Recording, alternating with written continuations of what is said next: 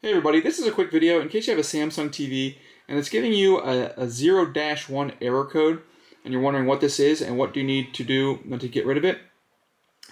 So what's happening here if you're getting this code is that when you turn the TV on, it connects to the network and then it downloads the terms and conditions for using the TV and the account and everything like that. And if it's unable to download those terms and conditions, then it will give you the 0-1 error. So there's really two things that you need to do to try to get rid of this.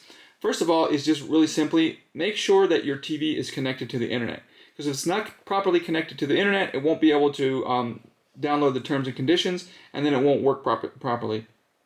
The next thing you can do is if that's not working, if it's connected to the internet but it won't do it, you can just try to do a hard restart on your television.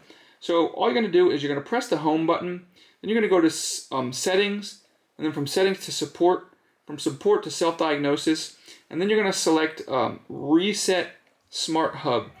And then it's going to ask you for a PIN code, and if you haven't actually set a PIN code, the default PIN code is 0000, 4 zeros. And then once you do that, you can start it up again, and hopefully it will work this time around. But anyways, hopefully this video helped. Thanks a lot for watching. Have a great day.